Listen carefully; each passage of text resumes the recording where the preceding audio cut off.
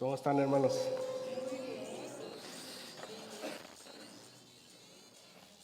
Déjenme preparo aquí este.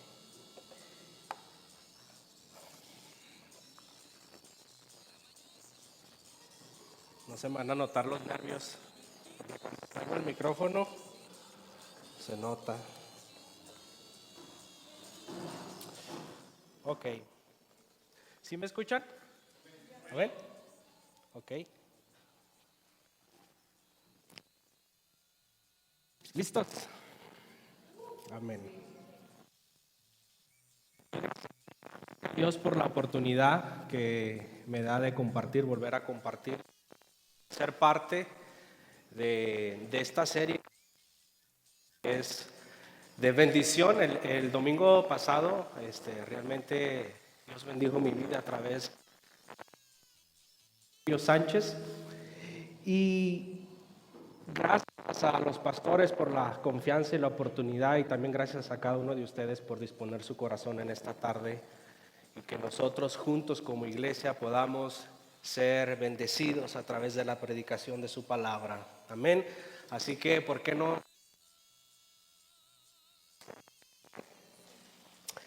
Señor, esta bendita tarde, Señor, porque podemos experimentar tu bendita presencia. Podemos experimentar tu amor, tu misericordia, tu gracia, el favor inmerecido. Señor, Cristo, a tu Hijo, Señor, a quien tú enviaste en sacrificio para que fuésemos perdonados y reconciliados. Gracias, Señor, porque también no nos has dejado solos, sino que has enviado a tu Espíritu Santo a que more entre nosotros y nos ayude en nuestro caminar hasta el fin de los tiempos, Señor. Háblanos hoy por medio de tu palabra y de tu testimonio fiel. En el nombre de Cristo Jesús. Amén. ¿Uso este o uso este? Este. Ok. ¿Sí me escuchan? Si no, puedo cambiar el micrófono, Amén. El domingo pasado estuvo compartiendo el pastor Eusebio Sánchez acerca de el tema, la entrada triunfal de nuestro Señor. Y como introducción, rápidamente mencionar que nos encontramos en la última semana o en la última etapa del ministerio de nuestro Señor Jesucristo.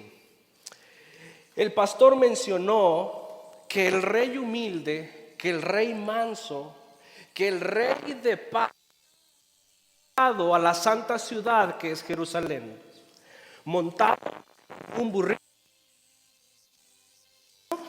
en un pollino, y que la gente que visitar en esa llegada, multitudes por delante, multitudes por detrás, gritaban: Hosana, Hosana al Hijo de David. En otras palabras, salva, salva ahora. Es probable que mucha gente se manifestara de esta manera sin un entendimiento del Señor. Quizás algunas otras personas podrían comprender que efectivamente nuestro Señor Jesucristo era el Salvador y sería el libertador de cada una de ellas. Pero ellos comprendían de diferente manera a los propósitos que el Señor ya tenía establecidos para cumplir. Ellos se imaginaban la manera en que ellos serían libertados, salvados. Así que entra el Rey de Reyes y el Señor de Señores a la gran ciudad de Jerusalén. Las personas no entendían que el Señor estaba haciendo. Más personas que gritarían Hosana, Hosana, o aquellas mismas personas que alababan, que bendecían su nombre, serían las mismas personas que en 5 días, el próximo viernes, el día de su crucifixión, gritarían: crucifíquenle. Así que no entendían. predicó en Mateo capítulo 21, del versículo 4 al versículo 11, y bien mencionó que esta entrada triunfal de Jesús en el Evangelio de Marcos capítulo 11, del versículo 1 al versículo 10. Así que vaya a Marcos 11, el versículo 1 al versículo. Aquí vemos la entrada triunfal de Jesús en Jerusalén. Es un día domingo, conocido como el Domingo de Ramos, en que el Señor entra a Jerusalén.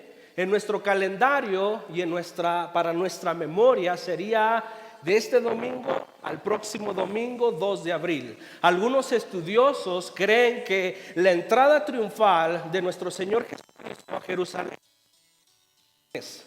pero no vamos a profundizar en este tema porque sería revisar algunos versículos. Así que estamos el día domingo, el Señor entra a Jerusalén y va directamente rumbo al templo.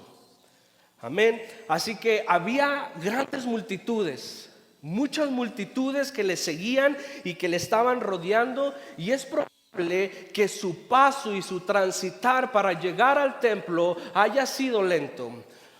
Que podemos decir que Jesús y sus discípulos llegaron al templo por la tarde. Así que vamos a iniciar en Marcos versículo 11, en el mismo capítulo 11. Y dice la palabra del Señor: así Jesús llegó a Jerusalén y entró en el templo. Después de mirar todo detenidamente a su alrededor, salió porque ya era tarde. Después regresó a Betania con los 12 discípulos. El Señor ha llegado a Jerusalén, el Señor va rumbo al templo, el Señor se encuentra en el templo y dice la palabra que Él estuvo observando y mirando detenidamente a su alrededor. La palabra templo, mis hermanos, abarca la totalidad del templo, pero no quiere decir que nuestro Señor Jesucristo entró y revisó cada rincón del templo. Amén. La ley del templo permitía a los judíos llegar hasta cierto límite. Podía estar lo que era el atrio de los gentiles, el lugar grande, un patio grande. Se encontraba a un lado del patio de los gentiles el atrio de las mujeres, después una puerta, y era el atrio del pueblo de Israel o de los judíos o de los hombres, y luego seguido el lugar santo y el lugar santísimo. Así que límites, el Señor únicamente se quedó en el lugar del atrio de los gentiles, sus alrededores y algunos espacios por allí. Y dice la palabra que Él miró todo detenidamente a su alrededor. Y esto es lo que a mí me impacta, cómo lo narra el pasaje. ¿Por qué? Porque podemos ver la naturaleza de nuestro Señor Jesucristo como hombre, pero no podemos hacer a un lado también su naturaleza divina. Quiere decir que aunque el Señor se hubiera mantenido en el patio de los gentiles, el Señor podía ver cada rincón del templo, porque era el Señor del templo, porque el templo representaba a Él. Por lo tanto, el Señor con una sola mirada podía ver cualquier rincón en el templo, y el Señor puede mirar cada rincón de este templo. Amén. Él lo ve todo, mi hermano.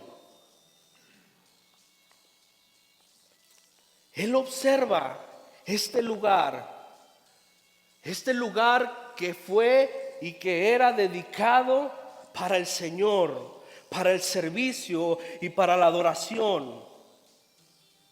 Y el Señor ve este lugar que es consagrado para el servicio y para la adoración de nuestro Dios. Esta construcción que está hecha de material, el Señor ve todo lo que se hace aquí, toda la actividad que hacemos aquí, pero no solamente ve este edificio construido de material, sino que ve nuestras vidas, nuestros corazones, porque Pablo en 2 de Corintios capítulo 6 versículo 16 dice que nosotros somos templo del Dios viviente.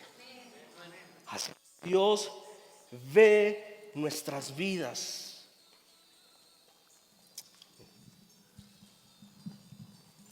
Dios ve nuestras vidas. Y yo el martes disfrutaba el estudio que compartía Natalia, el discipulado en raíces, y veíamos uno de los atributos del Señor, de la omnisciencia, y veíamos que Dios tiene un conocimiento íntimo de cada persona. Marca cada pensamiento, cada motivación, cada anhelo, cada secreto en el corazón y en la mente del ser humano. Dios lo conoce y no hay cosa creada y oculta a su vista. De hecho, Hebreos capítulo 4 versículo 13 dice que todo está desnudo y expuesto ante sus ojos, y es a Él a quien le vamos a dar cuentas. Así que en más de una ocasión nuestro Señor Jesucristo pudo ver la vida, los pensamientos, los corazones de mucha gente. ¿Recuerdan a la mujer samaritana? El Señor pudo ver cuánto todo pasaba externa e internamente. El Señor también pudo ver los pensamientos y las intenciones, las motivaciones malvadas de aquellos líderes religiosos del pueblo de Israel. Y la lista puede crecer. Podemos decir que miedo, que Dios vea todo. Cuando nosotros estamos aquí, estamos pensando, nuestro corazón si está aquí, si no está aquí, cada rincón de nuestro corazón, cada pecado que estemos cometiendo, incluso en este mismo instante, lo está viendo y todo está desnudo delante de Él. Y podemos decir qué pavor. Pero en la clase del martes veíamos que no debe de suceder eso, que al contrario, debe de haber paz, debe de haber gozo, porque en medio de las circunstancias más difíciles en nuestras vidas, en los momentos más dolorosos de incertidumbre, desesperación, en medio de cualquier problema que esté afectando a nuestras vidas, Él lo conoce todo y es el que nos puede ayudar para seguir adelante. Amén. Pero también, mi hermano, debemos de considerar que no podemos traer deshonra a su nombre y a su santidad, porque Jesús dijo: yo soy manso y humilde. Amén.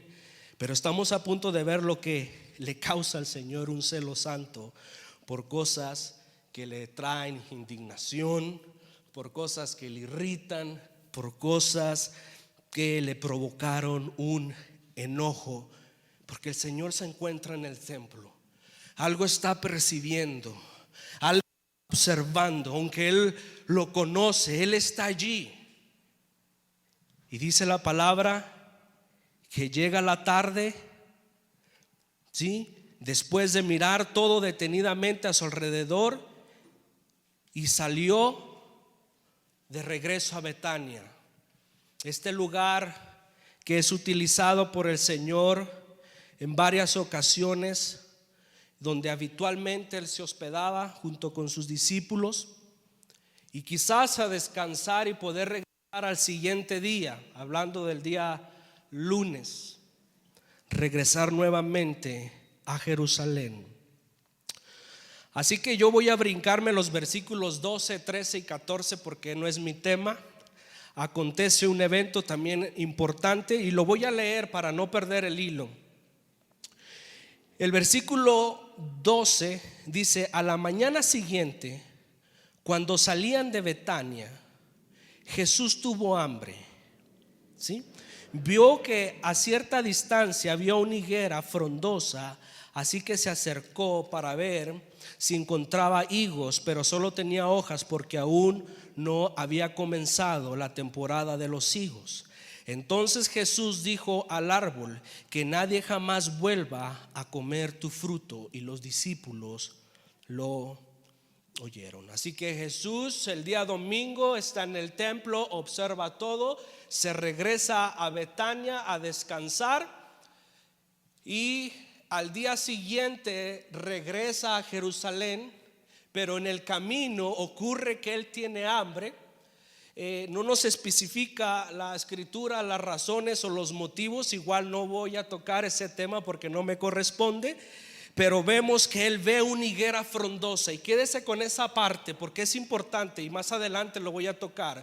Una higuera frondosa, y cuando se acerca él ve que no tiene fruto. Pero dice Marcos que no era el tiempo de dar fruto, porque el fruto se daba entre el mes de mayo y el mes de junio, y había una cosecha tardía que era en septiembre y octubre. Pero se dice que cuando la higuera tenía este follaje hermoso, estas hojas que producía y que eran bastantes, a la misma vez ya se podían notar aquellas pequeñas higos verdes, y es posible, ¿verdad?, que se viera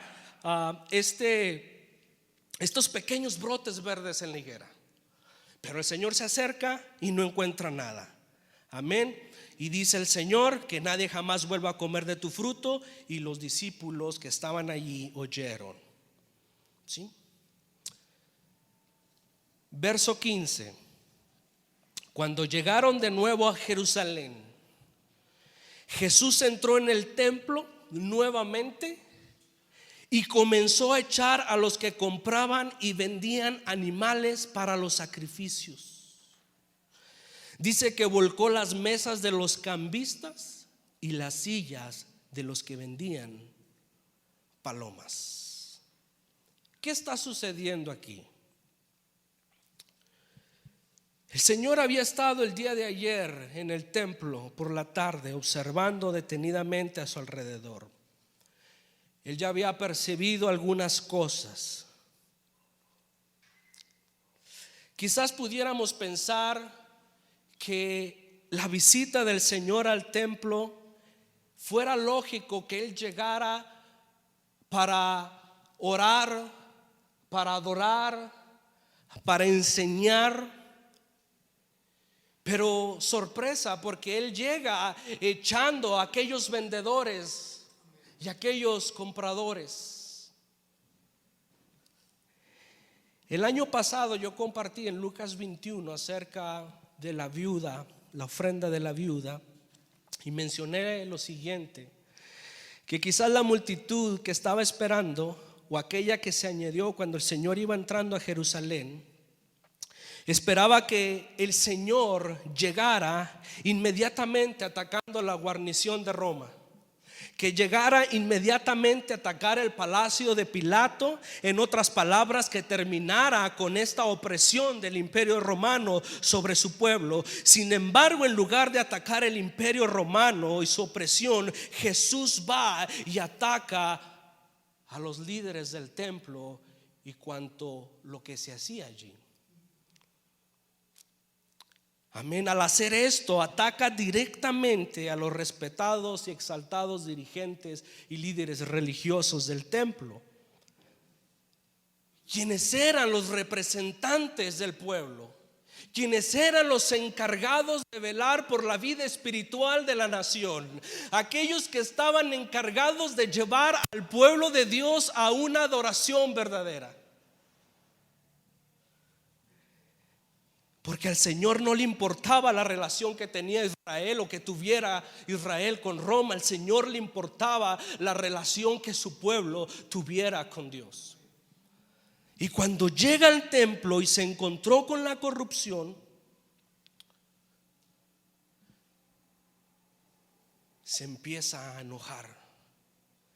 Empieza a ver y a contemplar una falsa adoración, una falsa piedad y una falsa religión. Amén. Y no olvidemos que el templo en Jerusalén era el eje central donde rodeaba toda la vida nacional, religiosa y espiritual del pueblo. Amén. Era el corazón, era el alma de la nación. ¿Por qué? ¿Qué simbolizaba o qué era este edificio? Bueno, simbolizaba la presencia de Dios en medio de ellos. Sabemos que todo inició cuando el pueblo es sacado de Egipto, llevado al desierto, y Dios manda que se construya el tabernáculo. Y el Señor promete que allí Él habitaría en medio de su pueblo en este transitar en el desierto. Y que eso iba a diferenciar a esa nación de las demás naciones, en que Dios estaría allí con ellos e iría detrás y delante de ellos. Así que después del tabernáculo, Salomón levanta un templo. Estoy haciendo así práctico. Y después es destruido, vienen los babilonios, se llevan al pueblo exiliado. Después regresa el pueblo, Esdras, Nehemías, empiezan la construcción del templo. Más adelante saqueado, entra Roma, entra el emperador y empiezan a hacer unas construcciones y hacen este magnífico templo en los tiempos de Jesús. Pero no cambia su simbolismo, su significado y el propósito. ¿Por qué? Porque el templo simbolizaba la presencia de Dios en medio de ellos. Además que en el templo, allí se llevaban a cabo los sacrificios instituidos por Dios mismo a través de la ley de Moisés, y que anunciaban de antemano la venida de nuestro Señor Jesucristo y su sacrificio en la cruz por usted y por mí. Sí, Juan dijo: he aquí el Cordero de Dios que quita el pecado del mundo. El templo, la ceremonia religiosa de los sacrificios apuntaban a la obra de Cristo, su muerte en la cruz. El mismo templo, mi hermano, debía recordarle al pueblo de Israel que para acercarse a Él, para acercarse a Dios, para acercarse al Padre, tenía que haber un pago.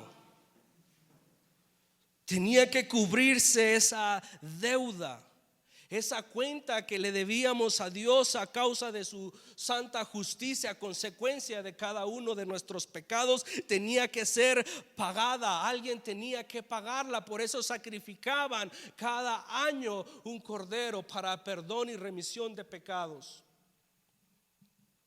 Esto es lo que debería traer a la memoria y al corazón del pueblo de Israel cada vez que ellos llegasen y miraran el templo.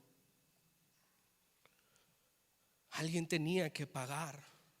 Así que Jesús dice, entró en el templo y comenzó a echar a los que compraban y vendían animales para los sacrificios. Y luego dice que volcó las mesas de aquellos cambistas y las sillas de los que vendían palomas. El Señor está irritado, el Señor está molesto. Y qué espectáculo, hermanos, estaba viendo nuestro Señor Jesucristo en ese momento. No me imagino lo que el Señor podía percibir con sus ojos. No me imagino lo que el Señor podía percibir con sus oídos, con su olfato. Y esto ocurrió porque hay un pasaje en el Evangelio de Juan, en el capítulo 2, que habla de una purificación del templo, que muchos piensan que es el mismo acontecimiento, pero la mayoría de los estudiosos han llegado a la conclusión que son dos eventos diferentes. Que la primera purificación del templo fue al inicio del ministerio de nuestro Señor Jesucristo. Y lo que está aconteciendo en Marcos capítulo 11 es al final de su ministerio. Y vayamos a Juan capítulo 2, versículo 13 al 17. Lo voy a leer.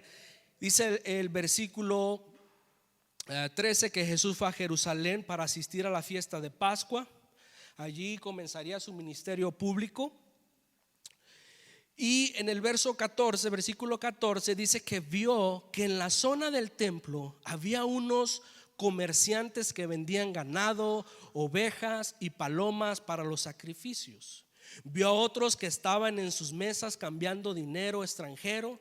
Y Jesús se hizo un látigo con unas cuerdas y expulsó a todos del templo, echó a las ovejas y al ganado, arrojó por el suelo las monedas de los cambistas y les volteó las mesas.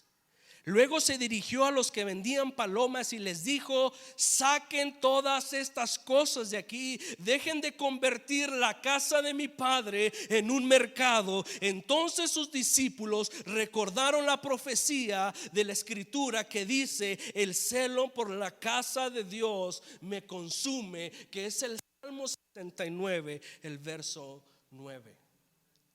Y mire lo que dice en la traducción Dios habla hoy: me consume el celo por tu casa, y en mí han recaído las ofensas de los que te insultan. Lenguaje actual: el amor que siento por tu templo me quema como un fuego, por eso me siento ofendido cuando te ofenden a ti. Perdón, ya la ando escupiendo, Amén. Por eso me siento ofendido cuando te ofenden a ti. Imagínense el celo, el fuego del Señor que corría por su ser, la furia, este celo santo, este enojo santo por ver todo lo que estaba aconteciendo en el templo.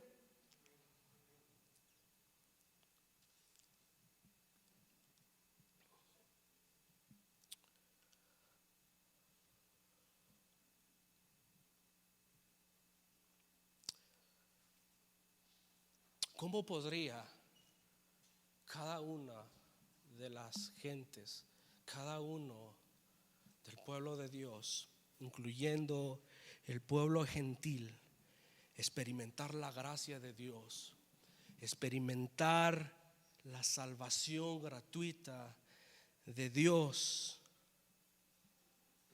en medio de estos hombres empeñados a sacar dinero, aprovechando de la necesidad espiritual que el pueblo presentaba? No puedo imaginarme cómo aquellas personas que se acercaban de todo corazón para venir a adorar a Dios en el templo, para ponerse a cuentas con Dios, cómo podían experimentar en medio de toda esta perversidad de los hombres. Sí. Era un gran pecado para estos sacerdotes. ¿Por qué? Era una gran ofensa para Dios lo que estaban haciendo los líderes religiosos. ¿Por qué? Porque robaban a Dios. ¿Y qué le robaban a Dios? Tomaban su palabra, tomaban sus ordenanzas como si fueran artículos para su negocio. Trataban a las personas no como propiedad de Dios, sino como usuarios de un mercado cuyos derechos ellos creían que tenían todo el derecho de hacerlo de esa manera, y eran exclusivos para poder hacer y deshacer dentro del templo. Así que Jesús estaba ahí, estaba mirando el deterioro, el propósito del templo ya no era como tal, sino que se había convertido en un sistema corrupto. El templo era dedicado a Dios, y no solamente el lugar santo y el lugar santísimo, todas las partes, todo lo que estaba en el templo, sus patios, sus columnas, las puertas, todo era dedicado a Dios. Amén. Y debía de hacerse lo que Dios había establecido. Hace unos días atrás, o no sé, la semana pasada, platicábamos en mesa redonda con un cafecito, con unas amistades, y platicábamos acerca de cómo en iglesias, en templos, iglesias cristianas, a veces rentaban estos lugares para otras personas y hacer eventos que no tienen nada que ver con la adoración a Dios. Quizás por lo grande, quizás por lo bonito, quizás porque tiene no sé las razones, pero el beneficio es económico. Y se prestan para eso. Aquel lugar que ha sido consagrado estaba siendo objeto para obtener ganancias, intereses económicos. Amén. Así que debemos entender que nada que provenga de los hombres y del pensamiento del hombre, mis hermanos, tendrá cabida en el templo y en el servicio que se realiza en él. Nada podemos agregar ni pensar extra a lo que Dios ya ha establecido en la manera en que Él quiere ser adorado. Amén. Pero a lo largo de los años se había establecido un sistema de interés económico alrededor del santuario. Y aquí estaban estos hombres religiosos, estos traficantes, estos comerciantes de la adoración. Así que ahí se habían colocado un montón de puestos donde se vendían animales para el sacrificio. Y él comenzó a echar fuera a los que compraban y a los que vendían para los sacrificios. ¿Y por qué estaban allí esos animales, mi hermano? Cada año en la fiesta de la Pascua, que era la celebración de la libertad del pueblo de Israel, establecida por Dios por medio de Moisés, se realizaba un sacrificio para el perdón, la remisión de pecados, y había otras ofrendas de sacrificio. Así que mucha gente que venía a la ciudad de Jerusalén, no solamente la que estaba ahí, sino la que provenía de los otros alrededores de las otras ciudades, llegaban a Jerusalén y compraban ahí en el templo. Como eran muchas, pues obviamente había muchos vendedores y muchos compradores con la necesidad de comprar un animal para venir a ofrecerlo en sacrificio en el templo. Así que había estos mercaderes y aquellas personas que quizás traían ya sus animalitos en el camino para venir a presentarlos, tenían que pasar por una revisión por un grupo de sacerdotes que iba a evaluar que ese animal no tuviera ningún defecto. Pero como era un negociazo, hermanos, así que eran rechazados por cualquier cosa. ¿Sí? Venía la persona que traía su palomito, venía la persona que traía su ovejita, la presentaba, no pasa. ¿Por qué? No pasa. Y era la razón para que estas mismas personas que fueron rechazadas compraran un animal dentro del templo que obviamente costaba más caro que comprarlo fuera. Se triplicaba el valor más allá. De hecho, había una lista. En el templo podían encontrar todo para presentarlo.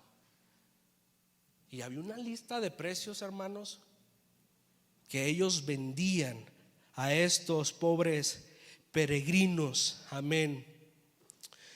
Y estas personas que estaban ahí establecidas, ¿quién cree que eran los dueños de estos negocios, de estos puestos? Los mismos sacerdotes. Anás, Caifás, los sumos sacerdotes. O sea, los mismos responsables, los mismos protectores del pueblo de Dios, haciendo injusticias tanto a grandes como a pequeños, por así decirlo, a ellos no les importaba el nivel socioeconómico. A los que tuviera, órale, a los que no tuvieran, órale. Sin piedad, a cobrarles, a hacerles comprar. Amén. Y eran tan buenos que ellos ya podían, eran entrenados para poder identificar cuál de estos animales, cuando uno llegaba, ya que, pues chécame este animal. No, pues no pasa. Ellos ya sabían identificar cuáles eran comprados en el templo y cuáles no, para poder rechazarlo y que la gente comprara ahí los animales. Amén. ¿Qué concepto tenían estos hombres de Dios? Amén. Ellos no les importaba llenar el templo con estos malos olores por los animales, todo el relajo que se hacía. Imagínense la impresión de nuestro Señor Jesús cuando entró a la casa de su padre y que se encontró que se había convertido en un lugar de mercader. Imagínense todos los puestos en el atrio de los gentiles gritando: pásele, pásele, y esto y lo otro. Y luego también porque dice que empezó a echar fuera tanto a los compradores como a los vendedores. Pero pobrecitos los que compraban, pues qué culpa tenían los peregrinos. No, es que también ellos se agarraban ahí, se peleaban con los vendedores y hacían también alboroto. Oye, ¿por qué cobras tanto? Oye esto, oye el otro. Ahora imagínense el ruido de los animales, el olor, el tiradero, todo lo que había en el templo. Es más que razonable la indignación de nuestro Señor. Amén.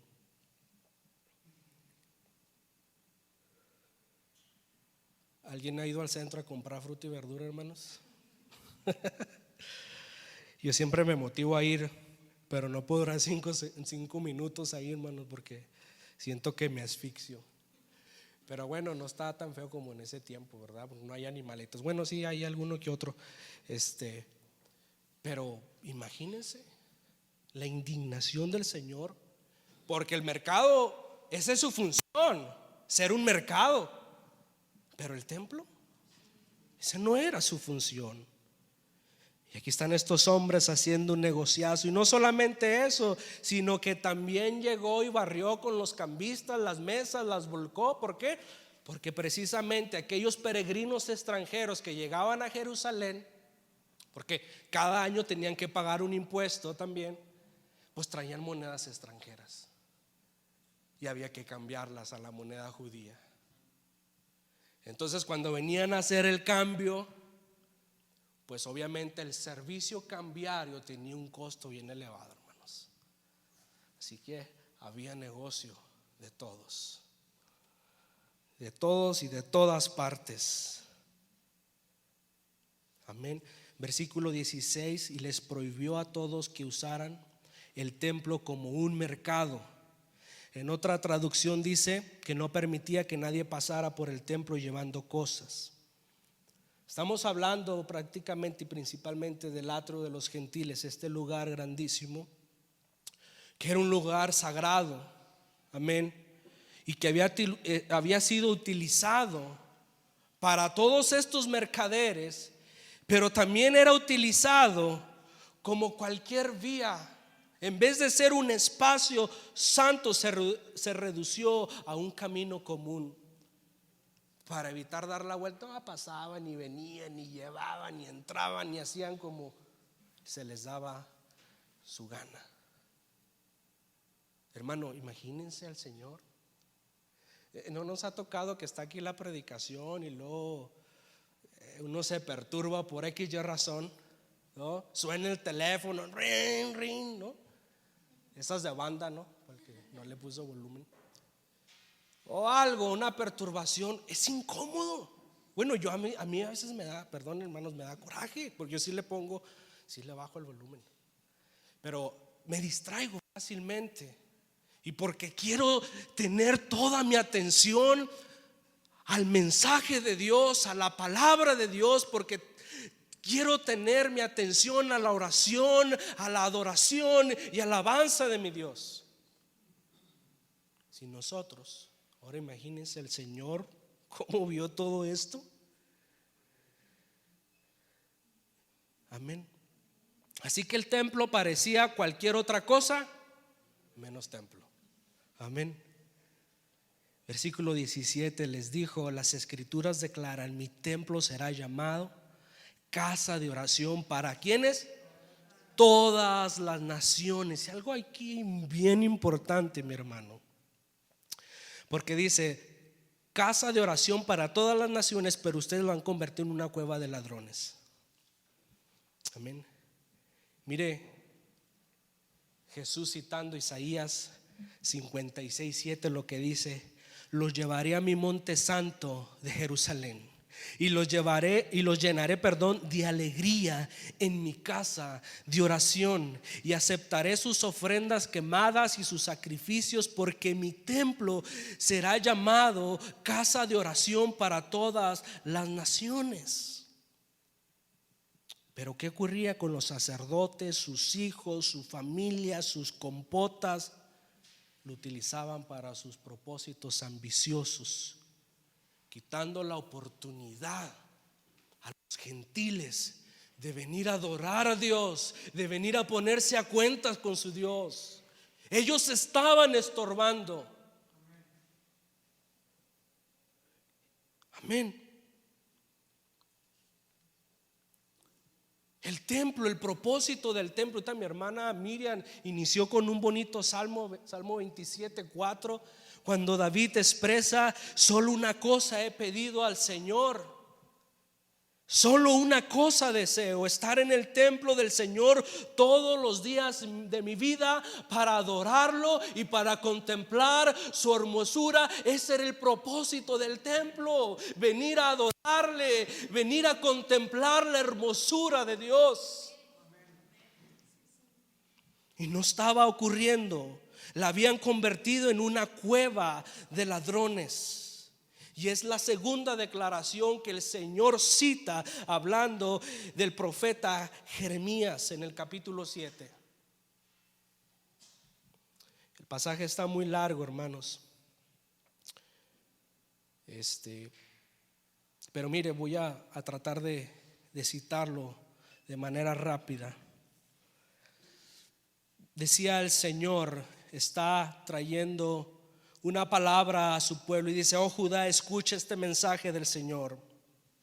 Así dice el Señor: incluso ahora, si abandonan sus malos caminos, les permitiré quedarse en su propia tierra, pero no se dejen engañar por los que les prometen seguridad simplemente porque aquí está el templo del Señor.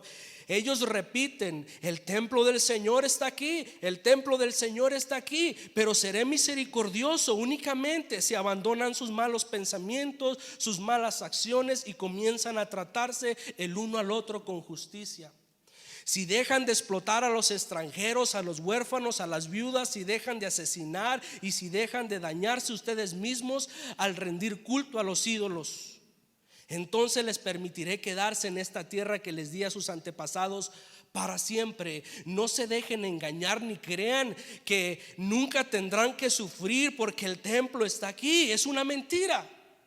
¿De verdad piensan que pueden robar, matar, comer, adulterar, cometer adulterio, mentir, quemar incienso a Baal y a los otros nuevos ídolos que tienen, y luego venir a presentarse delante de mí en medio de mi templo a repetir: estamos a salvo, solo para irse a comer nuevamente todas las mismas maldades?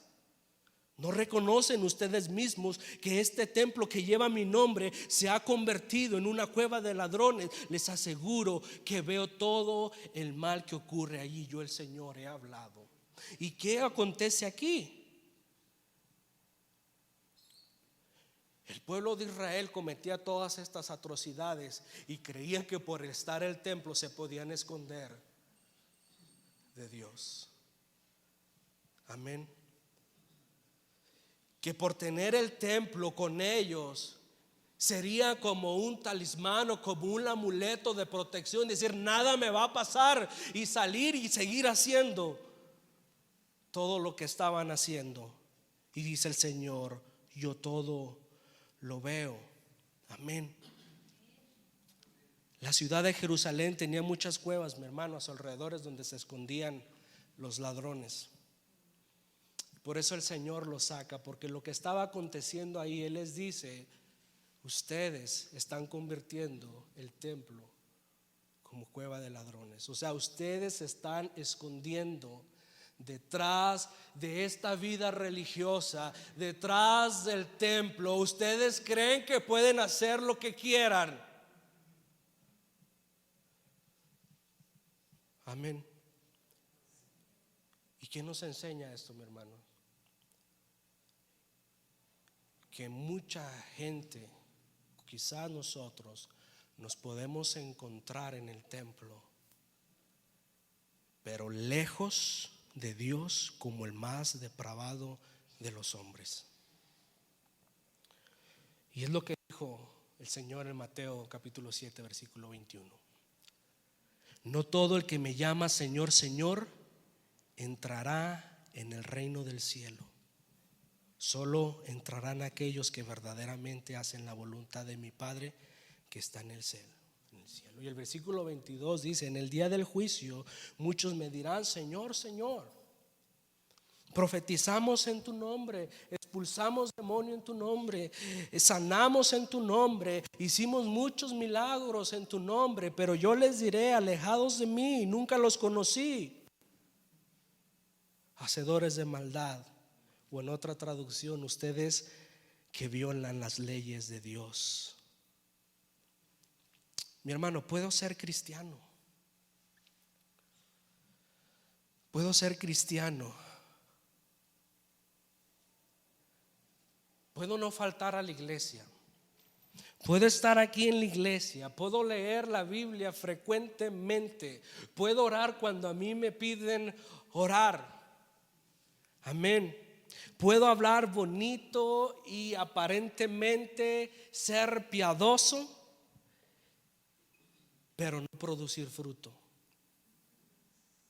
Ahora, ven lo de la higuera frondosa que el Señor se topó, porque el pueblo de Israel siempre fue representada como una higuera. Estaba llena de hojas, su follaje hermoso, pero no tenía fruto. Y hasta este momento el pueblo no había dado fruto. Amén. Puedo llevar una vida de apariencia. Puedo creer vivir una vida como hijo de Dios, pero me cuesta perdonar, me cuesta amar, me cuesta dejar el orgullo, la ira, me cuesta vivir mi rol como esposo, como esposa, como hijo. Me cuesta obedecer su palabra. Me cuesta despojarme de mi economía para darle a los pobres y bendecir a quien lo necesite. Me cuesta vivir en santidad, y podemos creer que el estar aquí en el templo, incluso sirviendo, puedo esconderme y puedo usarlo como una cueva para esconderme, pero Dios lo sabe todo.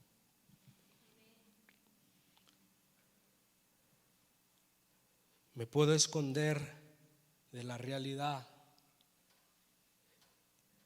y de mi condición espiritual a la vista de los demás, sí, pero no a la vista del Señor. Amén. Y mire lo que dice Sujel Michelén en una de su exposición de este tema. Estas personas estaban en el lugar correcto, haciendo las cosas correctas, diciendo las palabras correctas, pero el deseo de exaltar el nombre de Dios y de buscar su gloria no era lo que dominaba sus corazones. Versículo 18: cuando los principales sacerdotes y los maestros de la ley religiosa oyeron lo que Jesús había hecho, comenzaron a planificar cómo matarlo, pero tenían miedo de Jesús porque la gente estaba asombrada de su enseñanza. Con este pasaje voy terminando. La entrada de nuestro Señor Jesús a la ciudad de Jerusalén y al templo tiene una gran revelancia profética. ¿Por qué, mi hermano? Porque a lo largo de la historia del pueblo de Israel, ellos rechazaron a sus profetas una y otra vez.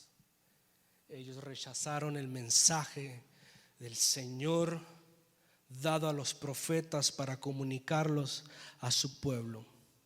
Amén. Allí en mismo Jerusalén habían sido asesinados todos, la mayoría de los profetas. Amén. A causa de la fidelidad de Dios. Amén. Y tristemente se estaba repitiendo la historia con nuestro Señor Jesucristo. Amén. Lucas capítulo 13.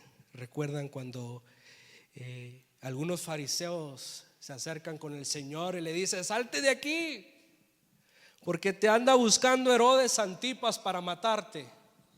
Y lo que dice el Señor: vaya y dígale a ese zorro que seguiré expulsando demonios y sanando a la gente hoy y mañana, y al tercer día cumpliré mi propósito. Sí, hoy, mañana y pasado mañana debo seguir mi camino, pues después de todo no se debe matar a un profeta de Dios en un lugar que no sea Jerusalén.